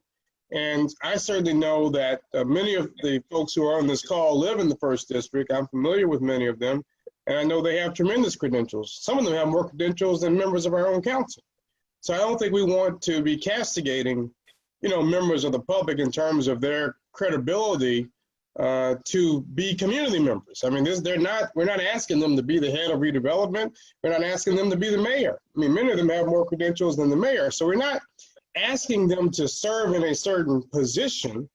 We're asking them to be community members who live here, who understand what's happening here, who are involved here. That's the point of a CBA, not to be experts, but to reflect the desires and the wishes and the concerns of everyday working, living, breathing people in this city. So I could support this if it were in tandem, the list of folks who are going to be appointed. I do not think we need any mayoral appointees. We want to keep this as close to the people. We are the legislative branch, the representative branch, as possible. That is the spirit of a community benefits ordinance. And so if there's a way in which we can do this in tandem, it will have my support as it relates to Section 2. I am totally at a loss for the many, many changes that Mr. Poe, for whom I also have respect, has made. I can't support any of that. And I think that all of that needs serious study and consideration before any of those changes are brought forward. Thank you. Mr. Chairman, just one small point. Somebody accused me of having control. I have about as much control of this as this council as I do sun rising in the morning. Again, if the council wants to leave it as it is, it will not offend me. It really will not. Again, I would not find it offensive. And I do not see how you can do the selection of the people and the ordinance at the same time, unless you're going to put the ordinance off in order to do for them to submit resumes and to be interviewed by our committee? Well, I believe it can be done two ways. We can do amendment to this, add this as an amendment at the same time. Get rid of this and do your own amendment. Yeah. Well, can I say something? Wait. Who's going forward? This is a group that got together. We wouldn't have a CBA if this group didn't get together and put the legwork in. And I have said it before, and I'll say it now. I was one of the last ones to actually join in support of the CBA. But it's very important when we look through, and they outline several projects throughout our city, and I'm a contractor and I see it a lot, that people in our community do not work. We do need our people not just working, but they have to be trained for the jobs. And that was one piece of this CBA that really caught my attention, was the training aspect, because it's definitely a great need for it. But I am for this committee being reappointed. If we're going to put it as a committee underneath the council, that I am for this committee being reappointed, because they did put the work in. And I am also in support of the council having full control of this, of the appointments also too. But I would ask that I would not push this forward on third and final at the next council meeting. I will reschedule for another committee hearing. And at that time, I will ask for resumes to be submitted at that time, and where an interview process and an actual dialogue will take place about the amendments that we are talking about at this time. Because, Mr. Chair. Councilman Godwin. Thank you very much. There's a way in which I think is what you're saying, we could, in a larger amendment, I'm not talking about anything beyond Section 2, name the individuals who will be appointed and create a process for reappointment of individuals. Is that correct? That's what I'm referring to, yes. All right. So, Mr. Chair, those suggestions only take care of Section 2, right? Right. Okay, so I just a part of the committee just want to make sure that when we do meet, we want to have a productive meeting. So we want to make sure that the group is, have a presentation opportunity to maybe bring suggestions in terms of what their concerns are. And we can understand what those variances are between, what was initially presented versus the amendment. And then collectively, this is a great opportunity for us to work together. A common word that was used was collaborative. This is it. This is an opportunity for the legislation branch to work together with the community, as well as with the administration, to provide a strong solution to move forward for the betterment of this city.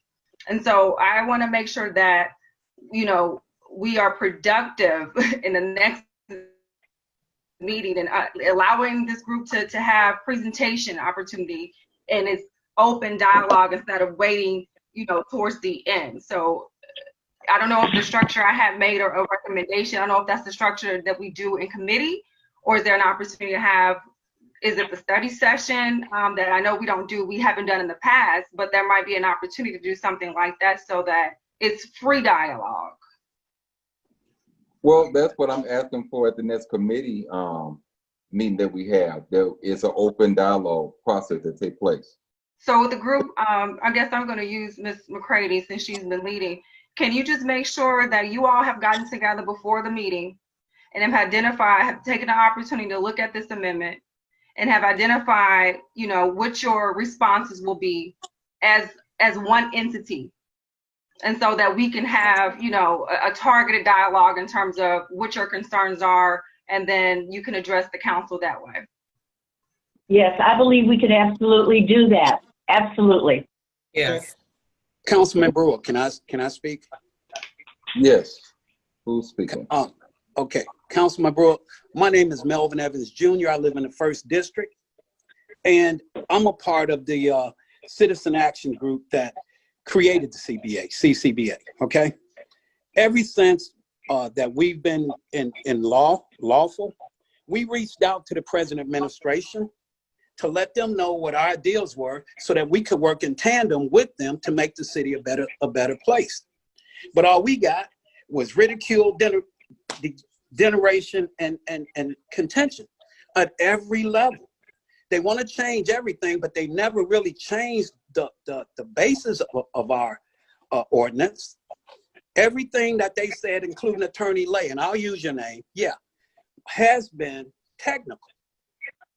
Initially, they said, oh, it's sloppy. It was written sloppily, so we're going to rewrite it with you guys involved.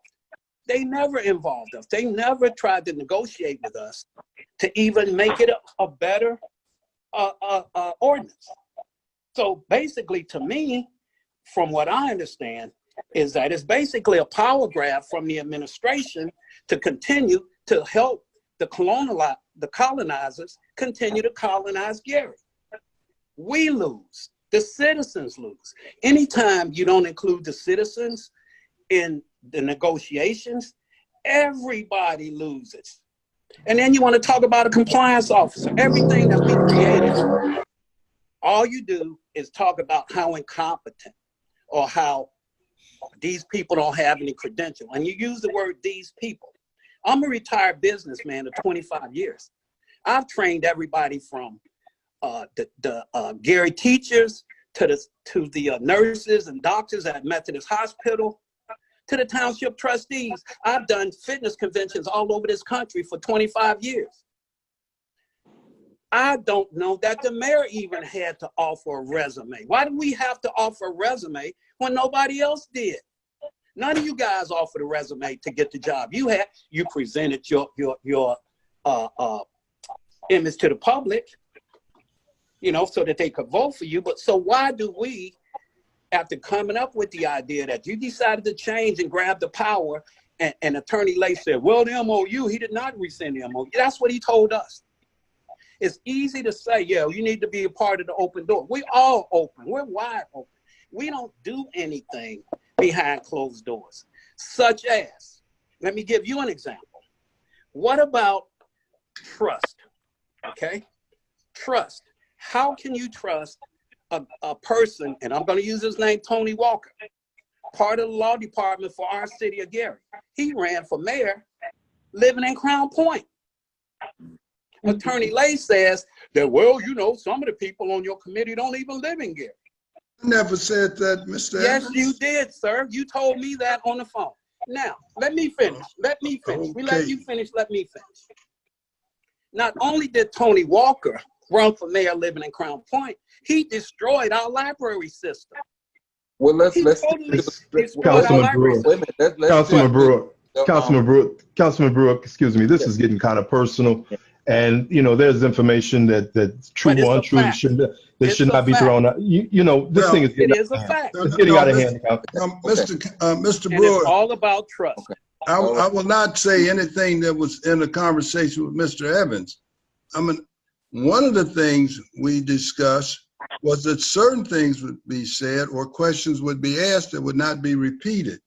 Right. And I have not repeated two of those statements, have no intent of repeating them. But again, I may have inquired, do they stay in the city of Gary? I was thinking about Mr. Jenkins, 1010 United Steelworkers of America. That was my question, not to cast instigation. I am not questioning the resume of anyone. But again, I did submit my resume to the public. That's all I'm asking for.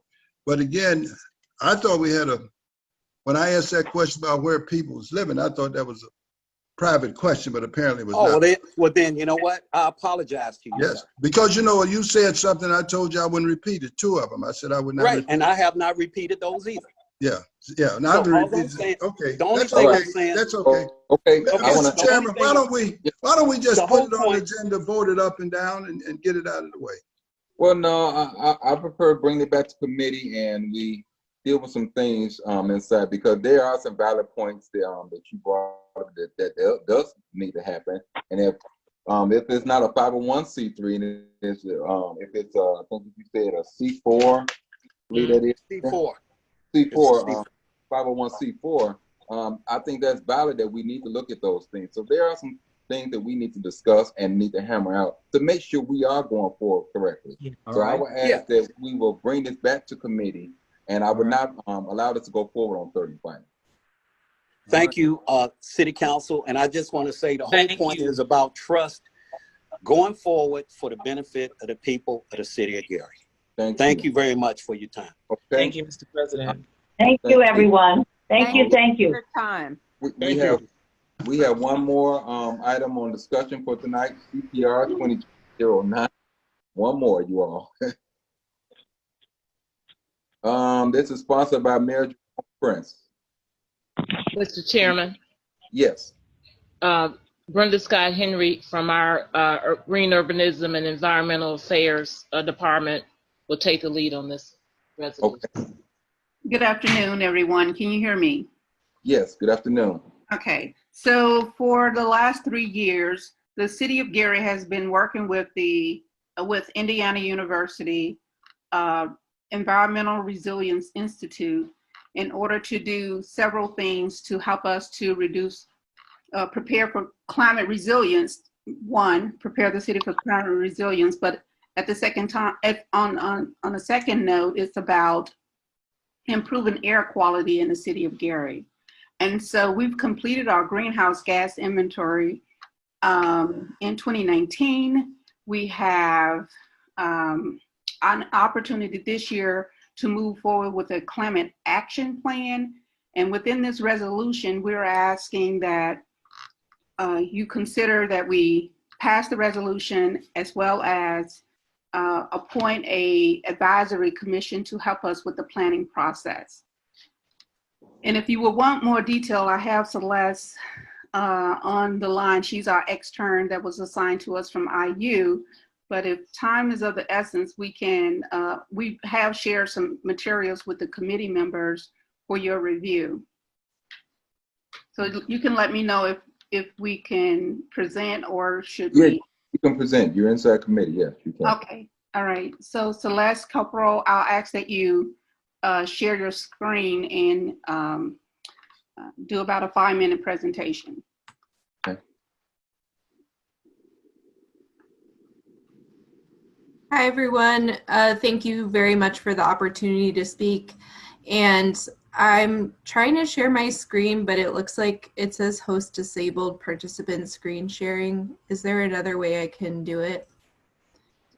I have to ask IT if they will allow you to come in. Can you try it now? I think I just heard something shine here. Hello? Hi. Okay. Sorry, I'm still getting the message that it's disabled. Is Vanessa there? Vanessa is, yeah. Oh, it works now. Okay, you good? Great.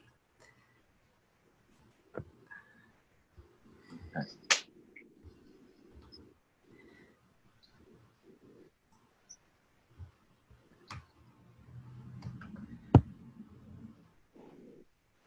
Okay. So again, thank you very much for the opportunity to present about the proposed climate resolution. My name is Celeste Copperell. I'm the sustainability intern with the Office of Sustainability and Environmental Affairs.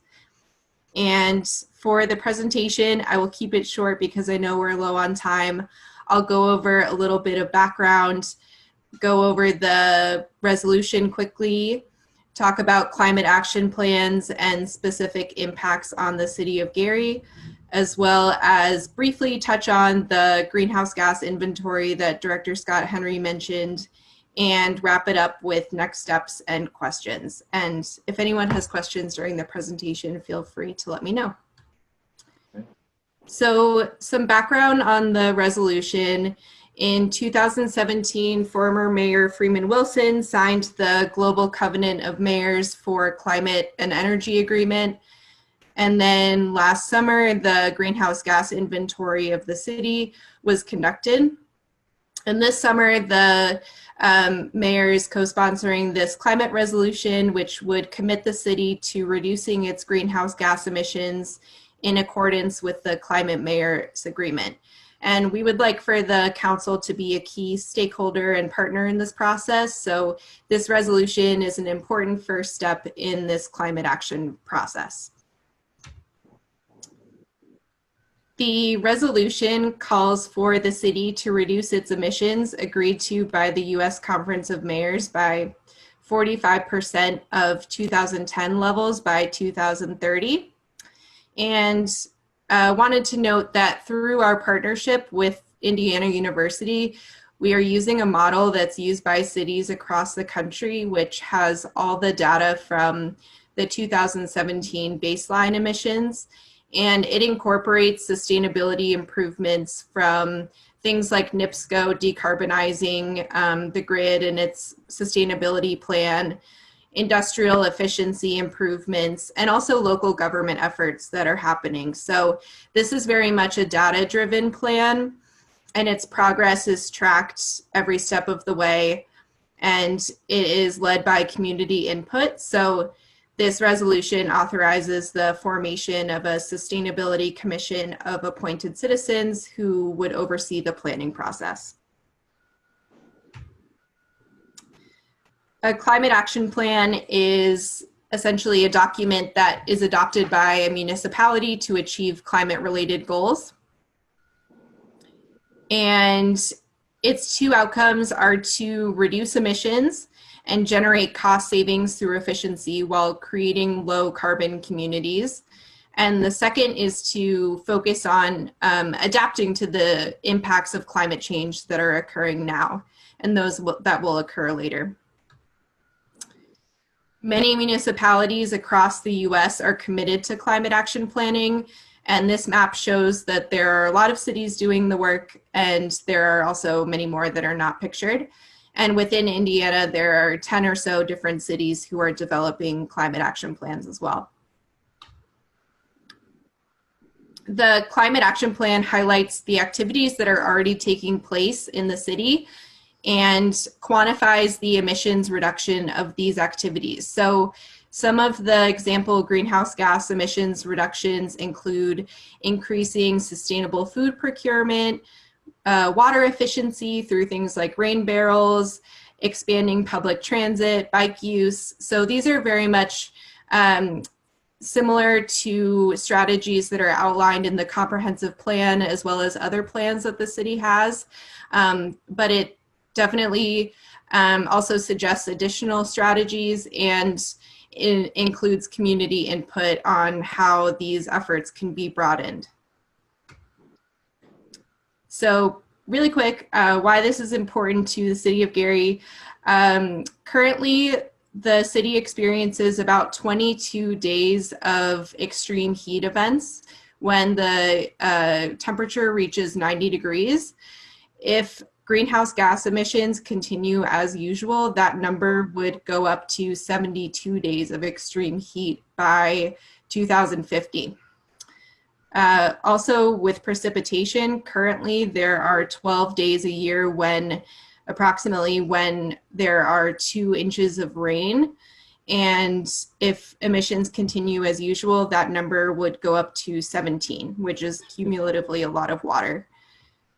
So some of the impacts of the extreme heat include higher ozone levels, which is dangerous to health, infrastructure stress by cracking asphalt due to heat, and also health impacts and safety, and increased costs of air conditioning due to extreme heat, and potential power outages associated with that. And then additional climate change impacts include, from precipitation, include decrease to water quality due to water runoff, more rain and snow, and also poor water quality due to overflowing sewer systems. And this is a snapshot of the greenhouse gas emission inventory that was done in 2019. It shows, which isn't surprising, that 90% of community emissions were from industry, but it also highlights specific areas where the city can really make improvements in terms of, for example, waste. The municipal solid waste that was generated by the community was about 9,600 tons in 2017, and 90% of it was sent to the landfill. So there are a lot of areas in which the city can coordinate with residents in this climate action planning process to create improvements. in its carbon footprint. And so, Celeste, one of the disclaimer in this data is that transportation data was not used in order to produce the greenhouse gas emissions, meaning that because Gary is situated in high traffic, it's a high traffic area, that information was not available to us through NDOT. Thank you, Brenda. And this is the local government greenhouse gas emissions inventory. As you can see, solid waste is the largest emissions factor, and that amount was about 8,000 tons in 2017. So, quick overview of next steps in the planning process. We would like to align with and build off the comprehensive plan and create various working groups surrounding these environmental strategies, from transportation to blight elimination, land use, and then have focus groups and larger town hall meetings to solicit input from citizens on specific strategies that should be included in the plan. And of course, these will be virtual meetings that we will hold. And here is the timeline. The completed draft of the plan is expected by August, with a completion date by the end of 2021. And at this time, we will take any questions that you have. Thank you for your time. Thank you. At this time, I entertain questions by council members. One of my main questions was, how were you expecting us to assist? But you answered that inside the presentation. I do appreciate it. Yes. There's no question by council members. Thank you all. We look forward to seeing you at the next council meeting, where we will move on this on third and final. Okay, so if there is if the council is in support of this, we would like to release have a press release, and we would like to have comments from the council. Okay. And we will get with you in order to do that. Okay. Mr. Chair. Yes, Councilman Godwin. Can they email the presentation? Yes. All right, thank you. We'll make sure everyone gets a copy. Okay. Is there anyone else? Okay. Thank you all for joining us. This will conclude the Planning and Development Committee meeting today. Look forward to seeing everyone at the council meeting.